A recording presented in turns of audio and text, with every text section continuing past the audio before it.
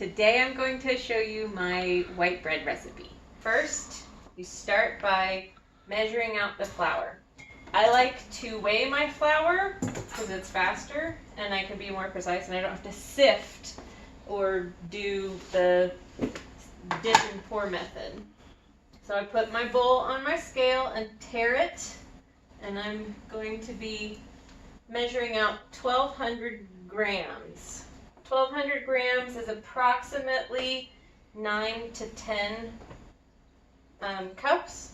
So if you don't have a scale, you should get one because they're really good. If you don't want to get one, then measure out 9 to 10 cups of flour, but then you'll have to be more careful about when you're adding your flour. You'll have to add it more gradually. So that's 1,200 grams. The next step is a method for making the bread last longer and be softer. You actually cook part of the flour with some of the milk, and it conditions the dough so that the bread lasts longer and it's actually softer. It doesn't get drier and crumblier. So I'm going to measure out 6 tablespoons of flour. So 6 tablespoons of the flour, and then 1 cup of milk. This recipe does 2 loaves of bread. Feel free to have it if you want to. So that goes in here, and you whisk it together, and then you cook this on the stove. Whisk it up, and you cook this on the stove over medium heat until it turns into a thick paste. And that usually takes about a minute. So it starts out as just a flour and milk mixture, and you'll keep whisking and whisking, and then all of a sudden it'll just start to become glue-like and pasty. You don't want it to boil, you just want it to get really thick. Once that happens, you remove it from the heat right away. You want to keep whisking it because otherwise the flour will stick to the bottom and scorch, and that wouldn't be good.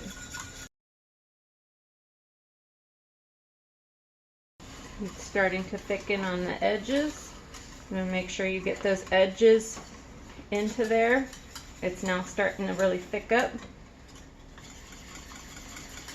So you have to stir. This part happens pretty fast. If your whisk breaks, you need a new one.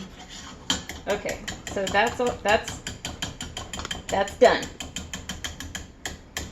So we'll set this to the side to cool down a little bit while we get the rest started. Now we add the warm water, honey, salt, butter, and yeast, and the rest of the milk in here. So we need another third of a cup of milk. Milk adds richness to the bread. You don't have to add more milk if you don't want to, but I like the flavor of it. You can add more milk as long as you take out the same amount of water, so you have the right amount of liquid. And then 2 1/3 cups of warm water. You want it to be warm to activate the yeast. If you get it too hot, it will kill the yeast. So you want it to be lukewarm, basically. Okay. Now that all just goes in the mixer.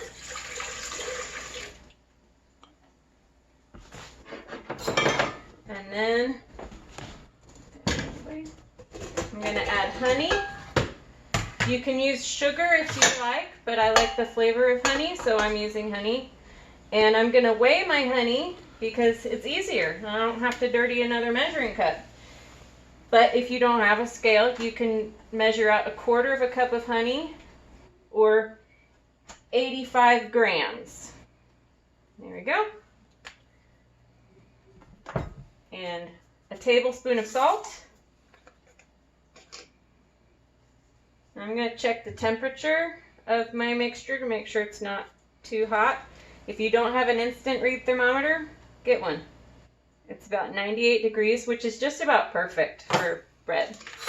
If it's over 115 degrees, you want to let it cool down a little bit. Right around 100 is perfect. Now I'm using instant yeast, so I'm just going to dump it in and then dump the rest of my flour in on top of it. If you don't have instant yeast, if you're using regular yeast, you'll want to stir it around and dissolve it and let it sit for a few minutes to activate, and it will get it'll get foamy. But since I'm using instant yeast, I'm not going to do that. 3 tablespoons of butter, or 1.5 ounces. And I'm just going to do 1.5 ounces. Perfect.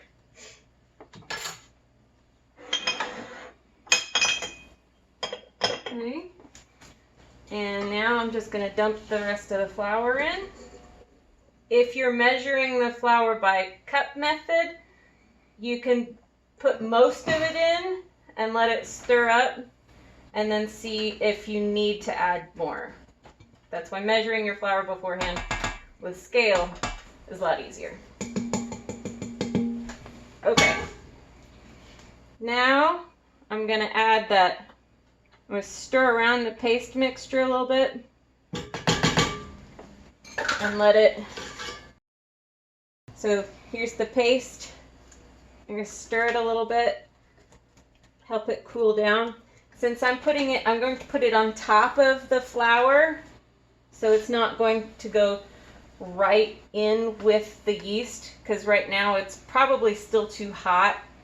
It might kill the yeast if it was mixed in right on top of it. If you can let it cool down to room temperature, that's fine. But this way, it'll work in gradually and not be quite so hot. Now, turn your mixer to stir it together at first. Once it's started to come together and there's not a whole lot of loose flour, then you can turn it up to the kneading setting on your mixer, which on mine is level 2. And you'll want to let it knead for 6 to 8 minutes or until it gets smooth and elastic. If it looks like it's coming up on the sides on the beater thing, just stop it and scrape. Whoa! Stop it and scrape it down a little bit.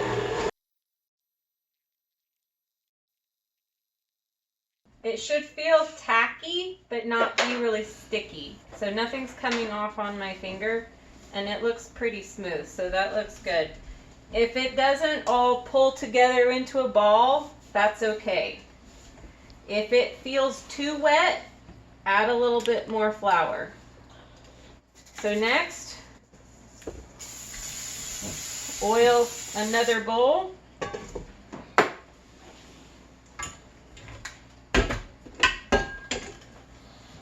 Whatever oil you want to use, and scrape your dough out and into that bowl. Now shake it around a little bit and toss it to coat the dough on all sides with the oil that is on the bowl. Cover it with plastic and let it rise until it has doubled in size. Should take about an hour, depending on the temperature of your kitchen. The dough has doubled in size, then it's time to deflate it. First, you'll want to lightly flour your work surface. Doesn't take much, just a little bit. You don't want a whole lot, just a little bit to keep it from sticking. And then you're going to dump it out.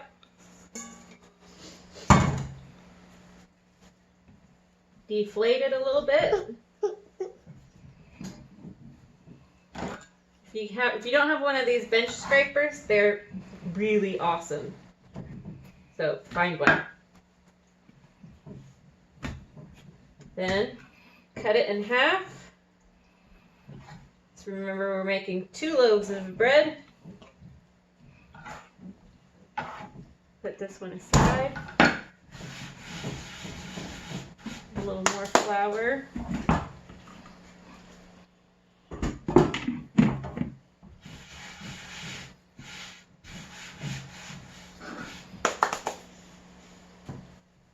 And you want to just gently pat it into a rectangle.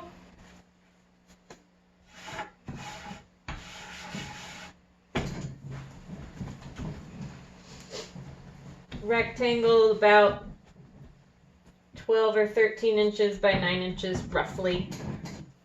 Doesn't have to be perfect. Mommy!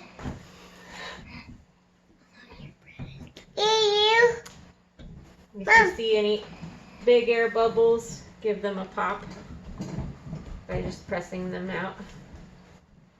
Okay. Then, starting at the short end, roll it into a tight cylinder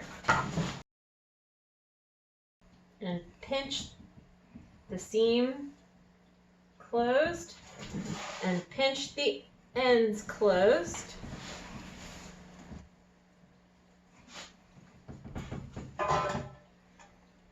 Take a loaf pan, a 9-inch loaf pan that you have sprayed with your favorite cooking spray, and drop it in. Repeat with the other loaf.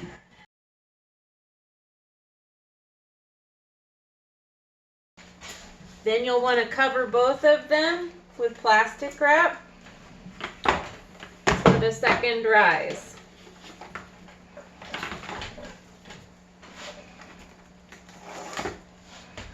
Spray the plastic so that as it rises, the dough doesn't stick to it. You also want this to be loosely covering it, not tight, so that it has room to rise. It's like a balloon. Done, Mom? Almost. Okay. As soon as you finish prepping your dough, your loaves, and they're ready to set for their second rise, that's when you need to preheat the oven to 400 degrees. If you forget until after they've risen a while, then they're going to overproof. And you'll have big holes in it. So turn your oven on now. Once your bread has doubled in size, it's time to put it in the oven. This usually takes about 30 to 45 minutes for the second rise. So take off your plastic wrap. Your oven should be at 400 degrees. And stick them in for 30 to 35 minutes. It's time to pull the bread out of the oven. It should sound hollow when you tap it, or you can check the temperature with an instant read thermometer. It should read 195 in the middle, and that's perfect. Right when you pull it out of the oven, you want to start coating it with some butter. You can melt your butter and brush it if you want. I just find it just as easy to put cold butter on it and it melts right into it. This step's important because it helps make the crust soft. So you coat it with the butter and let it drip all over the place, down the sides, and coat that top. Then cover it with plastic wrap while it's still hot. Doing this will help make the top soft. so it's not a crusty, crunchy top. You want it to cool at least 10 minutes in the pan before taking it out. Let it cool all the way, or you can leave it in the pan to cool completely. Leaving it in the pan may give you a softer crust. And that's it.